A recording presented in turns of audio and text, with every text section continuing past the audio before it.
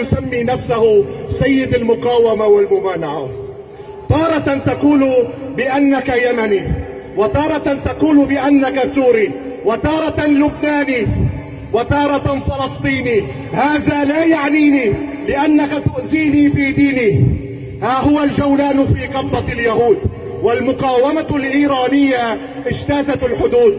تستطيع أيها العبد الودود أن تصعد المنبر وتقول بأن علي هو من خيرة أصحاب النبي، لكنك لن تزيد وتقول بأن أبي بكر وعمر وعثمان هم أيضا من خيرة أصحاب النبي، من خيرة أصحاب النبي. مقاومة وولاية طائفية. والله لو سيطرتم على كل الدول العربية لن تستطيعوا أن تغبروا على السماء. فاسمعوا إن كان لكم أسماء. عائشة أم المؤمنين وهي أمي، الحسن والحسين أحفاد الرسول، وفاطمة البتول بنت الرسول، فكيف لا أحبهم يا ضعفاء العقول؟ هذا ديني وهذا شرح يطول، وصلاتي لا تصح إلا بالصلاة على الرسول وعلى آل بيت الرسول. اسمعوا، هل من الدين شتم أولياء الصالحين؟ اسمعوا يا من تشتمون عمر، يا زيول الفرس وأسلاب البقر. هل قرأتم التاريخ عن عمر؟ هل تعلمون من عمر؟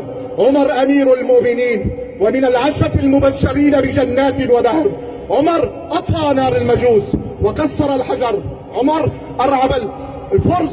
عمر وكبركان لنصرة دين الله قد انفجر. عمر وكم من معركة قادها وانتصر. عمر نادى من المدينة صوتا يا ساري الجبل موقنا بالله وبالقدر. عمر نزلت آيات الله لتوافقه. عمر أرعب الشيطان وأبقاه في خطر. وبالعدل أمر، وبالجهاد وللجهاد نفر، وبالجنة مع الحبيب ظفر. فوالله ثم والله مهما شتمتم وتسافهتم وتآمرتم لن تستطيعوا أن تجلبوا لنعله الضرر. وسيبقى قاهركم وبجوار النبي إلى اليوم المنتظر، ليوم تنشق الأرض عن أشرف البشر وبجانبه أبي بكر وعمر.